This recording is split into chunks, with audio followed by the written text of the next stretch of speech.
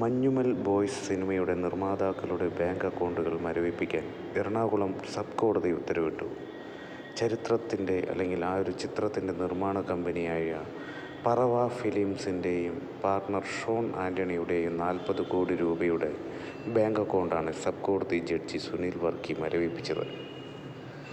ചിത്രത്തിൻ്റെ നിർമ്മാണത്തിന് 7 കോടി രൂപ മുതൽ മുടക്കിയ അരൂർ സ്വദേശി സിറാജ് വലിയത്തറ ഹമീദ് സമർപ്പിച്ച ഹർജിയിലാണ് കോടതി ഉത്തരവ്.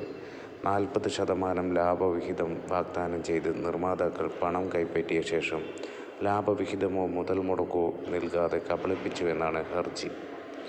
ആഗോളതലത്തിൽ ഇതുവരെ 220 കോടി രൂപ ചിത്രം കളക്ഷൻ നേടിയിട്ടുണ്ടെന്നും OTT പ്ലാറ്റ്ഫോമുകൾ മുഖേനയും ചിത്രം 20 കോടിയോളം രൂപ നേടിയിട്ടുണ്ടെന്നും ഹർജിയിൽ പറയുന്നു. നിർമ്മാതാക്കൾ യാതൊരു തുകയും ചിലവാക്കിയിട്ടില്ലെന്നും 22 കോടി രൂപ ചെലവ്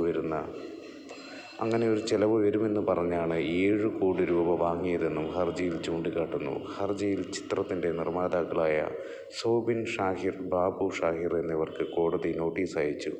ഹർജി ഭാഗത്തിന് വേണ്ടി അഡ്വക്കേറ്റ് സൈബി ജോസ് കിടങ്ങൂർ ഹാജരായി. ലോകവ്യാപകമായിട്ട് മലയാളത്തിൽ ഏറ്റവും കളക്ഷൻ നേടിയ ചിത്രമാണ് മഞ്ഞുമൽ ബോയ്സ്. മഞ്ഞുമലിൽ നിന്ന് തമിഴ്നാട്ടിലെ കൊടൈക്കനാലിലേക്ക് യാത്ര പോയ ഒരു കൂട്ടം യുവാക്കളുടെ യഥാർത്ഥ സംഭവകഥയെ ആസ്പദമാക്കിയെടുത്ത ചിത്രം തമിഴ്നാട്ടിലും വലിയ വിജയമായിരുന്നു. കമൽഹാസൻ, ഉദയനിധി, സ്റ്റാലിൻ തുടങ്ങി നിരവധി പ്രമുഖർ ചിത്രത്തെ പ്രശംസിച്ച് മുന്നോട്ട് വന്നു.